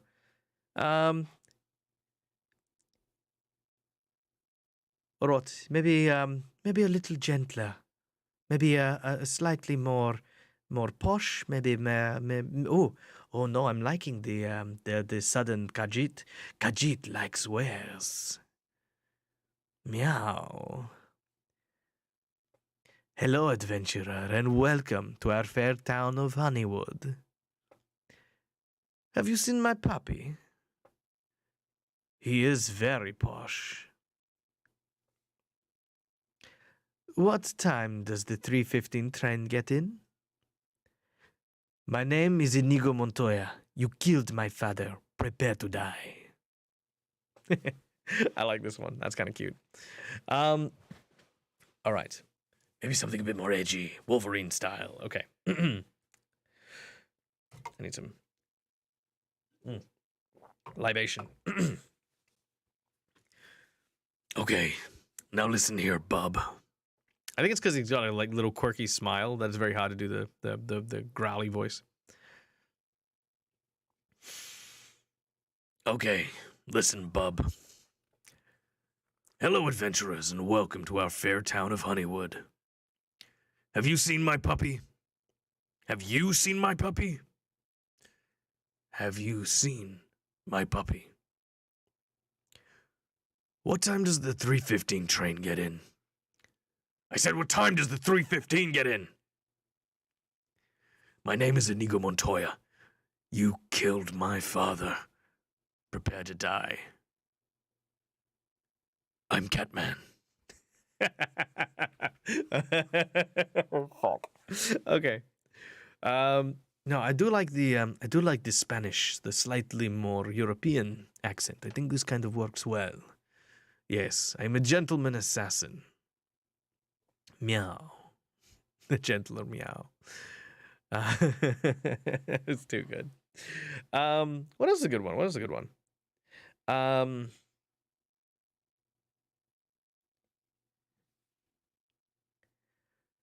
Let's go with. Hey, sweet potato, welcome in, welcome in. All right. Sorry, not sorry, my dude. Oh, just made Puss in Boots. Yes. They call me Puss in Boots. Haha. No, I can't do a haha. It's too late at night. All right. What's another good voice for this character? Yes. Yes. Khajiit has wares. Okay, new voice. Let's make this happen. Who you want me kill? Where you want me go? What you want me do? Okay, I like this one. Hello, adventurer, and welcome to our fair town of Honeywood. Have you seen my puppy? What time does the 3:15 train get in? My name is Inigo Montoya. You killed my father. Prepare to die. No, that's not good. Let's try that again. My name is Inigo Montoya. You killed my father. Prepare to die. Yeah, kind of okay. I'm Catman. I like the Puss in Boots one. How about inflectionless, emotionless because of trauma? Ooh, I like that one. Okay, let's try that one.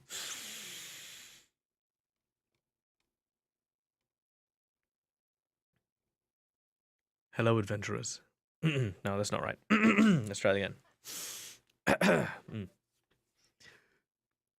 Hello, adventurer, and welcome to our fair town of Honeywood. Have you seen my puppy?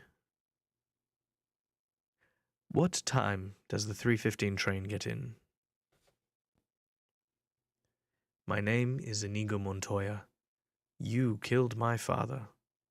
Prepare to die. I'm Catman.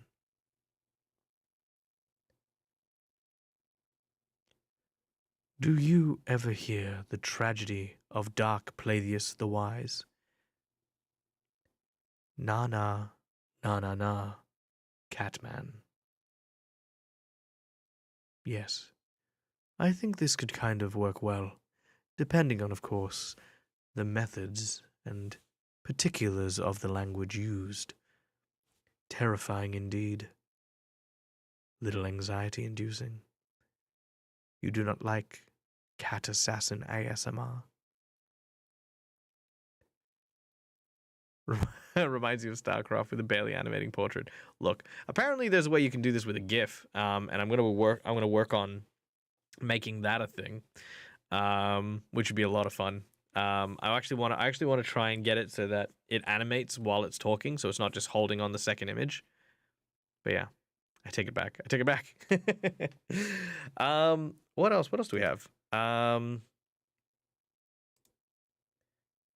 Do.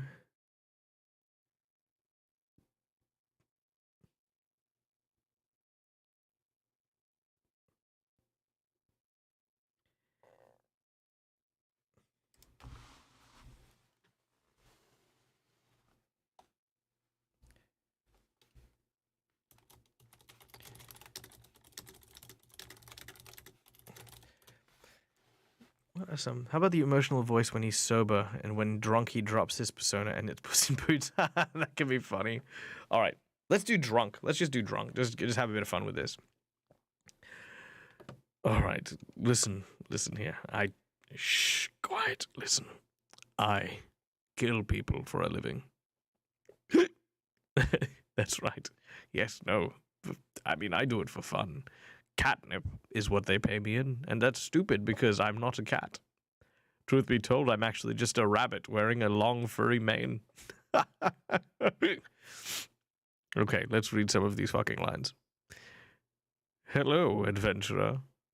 Hello, adventurer, and welcome to our fair town of Honeywood. Have you seen my puppy? Puppy. Yes, my puppy. What time does the 3:15 train get in? Which is funny because I forgot my bus pass. I can't catch the train without a bus pass? That's dumb. You should have a train pass. Why is there not a train and a bus pass? Or why not just call it a pass? Pass is a funny word to say. Pass, pass, pass, pass, pass, pass, pass, pass, pass, pass, pass. My name is Inigo Montoya, and my dad drives a Corolla. Prepare to die. I am Catman. Well, that's a bit racist. Wouldn't I be like man-cat? I feel like that's more appropriate. I mean, Batman was a man in a bat suit. I am a cat in a man suit, so it only makes sense if I am man-cat. Meow meow meow meow meow meow meow meow meow meow meow meow meow meow meow meow man-cat. Man-cat. Man-cat.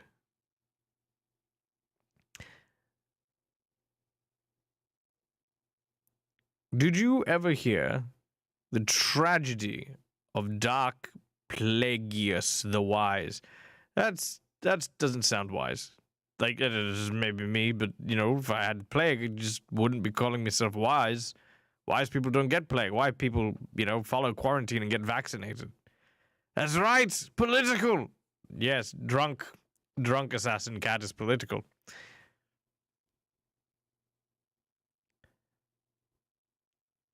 Human, my bowl is empty. Yes, it is. I can see the bottom in the middle. Therefore, it is empty. Farewell, microbiologist. Enjoy biologing those micros, and we will see you soon. Farewell. Okay. All right. This has been fun. I like this. This is bizarre. What the hell? No, I like this. I like this character. I like this thing. We're gonna go back to our guy. Look at him. How handsome is he? So yeah, like I said, I'm gonna try and get it. So basically, when he talks, the idea is that his mouth will actually like move while it's talking, which would be really, really cool. Can you put more purr into it? Only if there is an R. Oh, R's are very hard to do. Actually, it's very hard to do since I had my my wisdom tooth out, because when I do the R sound, like the purring sound, that like I've had some nerve damage done to my tongue, and so it feels like there's like I know, by the way, close your ears if you're sensitive to this sort of stuff, but it feels like there's constantly a pair of scissors pressing down against my tongue whenever I do make particular movements with my mouth, and that's supposed to clear up in another 6 weeks. So that sucks, but yes, I've now just found out that purring with an R actually triggers that, which sucks. Damn. I want to play this character. Well, you are more than welcome to, because of the wonderful things he does. Okay, so because what I'm going to do is I'm going to share you guys the code for this, which means you guys will get to not only have this as a commemoration of our time here on stream, but they'll also be available on Discord for you guys as well, so that you guys can enjoy all of the coolness that is this character. And if you want to print them out, or if you you know, have your own 3D printer, you can get this character made and enjoy them to the fullest. I really think this is a cool character. I'm definitely a big fan of how it came out. Let's see, how much would it cost? Let's see. Yeah, it is in Discord. It is in the Heroforge category on Discord. My Discord. In case you didn't know I had a Discord. Boom. Discord. There it is. Oh. Let's see. How much would this cost? Color plastic. 45 bucks. Yeah, 45 bucks for that. That checks out. Yeah, I think that checks out perfectly. And if you consider the cost of like paints and stuff like that, you know, that's definitely a that is definitely a steal for a price. If you want to as well, you can also get the premium plastic done, and the premium plastic goes for 30 bucks. It doesn't come colored, of course, but it's still a pretty dope ass mini.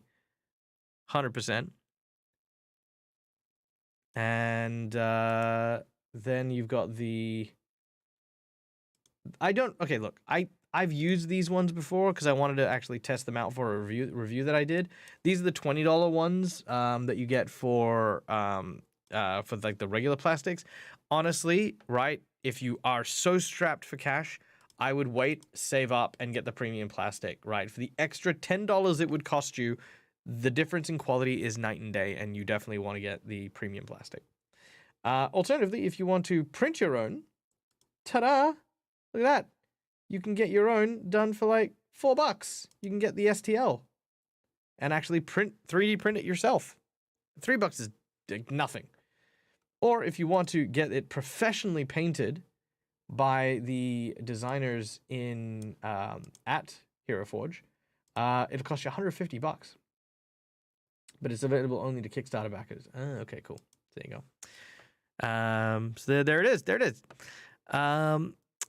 It's funny what we take for granted with our bodies like that. I struggle with Terrace's voice now, with the not stroke event between making her and playing her, but I can't change her voice as it wouldn't be Terrace. Yeah, no, I get that. I definitely do. I have characters which I've revisited after many years, and just trying to find those voices have just been wild. It's been difficult.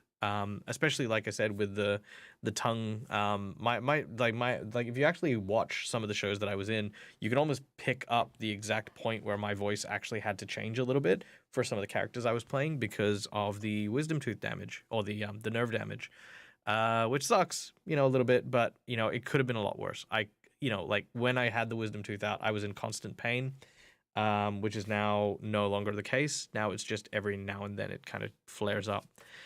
But yeah, I need to get my 3D printer running. Hey, Phoenix Pass, good to see you. Yes, yeah, there you go. Nerve damage. Yeah, no, when I had my wisdom tooth out, did some damage to my tongue. So certain sounds just feel, you know, just like, it just hurts. Like, yeah, straight up. Not all of them, not all of them, but that's one of the reasons why I want to make this what we do here. Like, this is very casual. This is just me mucking about. But I want to actually do a show where we do create a Hero Forge mini and then we do some voice acting just to kind of, work on my vocals and stuff like that. Oh, thank you so much, guys. I appreciate it. But you guys know me. I I'm very okay. Adversity is one of those things that I've always taken it upon myself to stamp down on, push and overcome. Like that's always been a thing. Um, it's been a rough one, and I've as for those of you who were here for the earlier bits of the stream, I've overcome so many different medical conditions that have told me that I shouldn't be entertaining. Like photosensitivity, where there was a point where I couldn't go outside. The nerve damage from the tongue, things like that.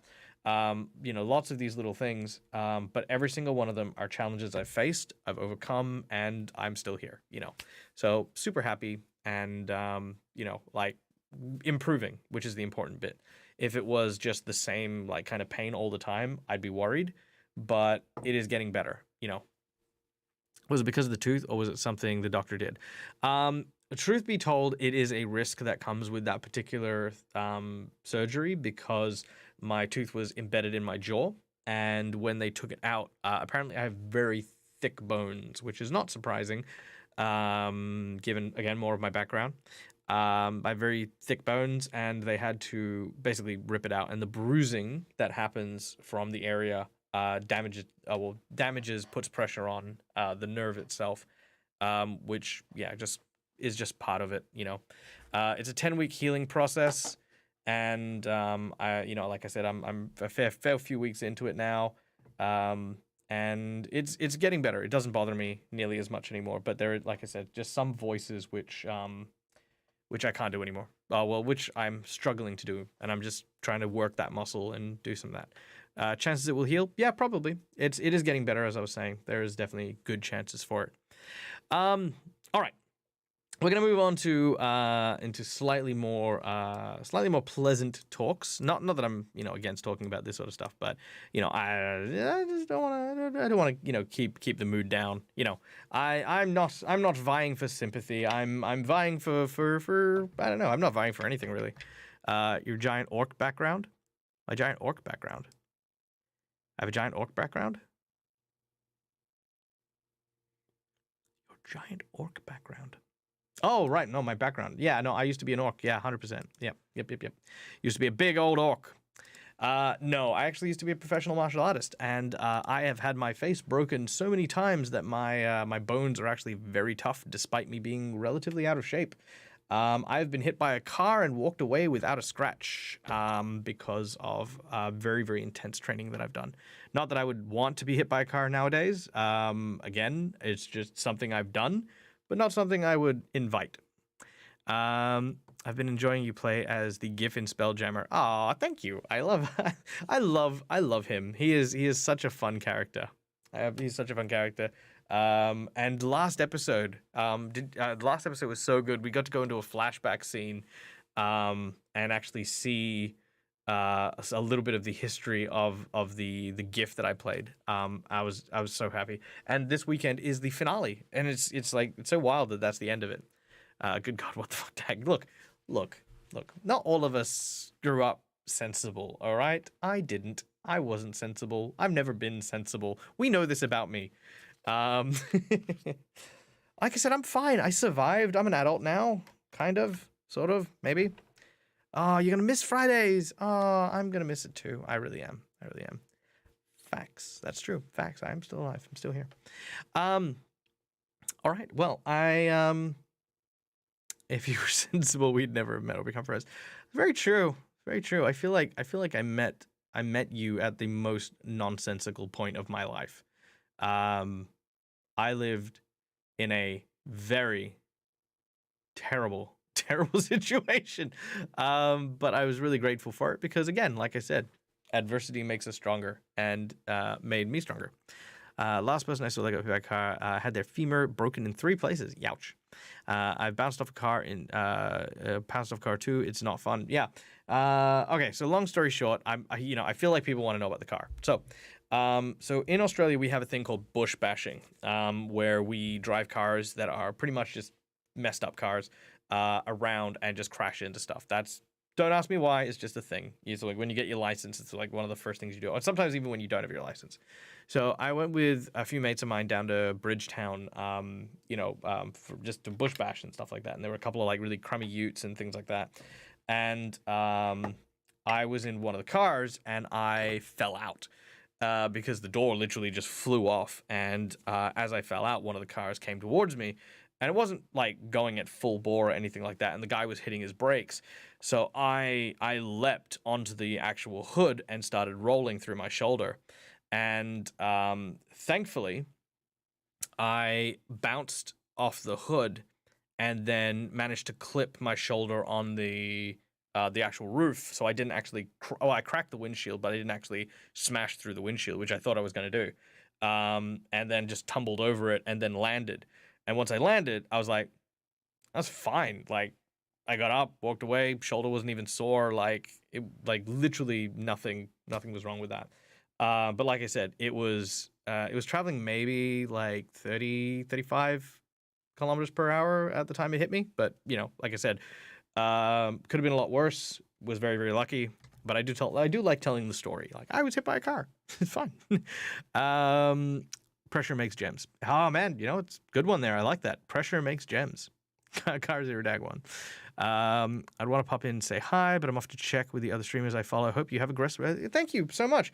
Actually, you know what? Hey, Phoenix, before you go, I'm actually about to end the stream. So if you tell me where to go, I'd be happy to raid into one of the other channels if you're if you've got a recommendation.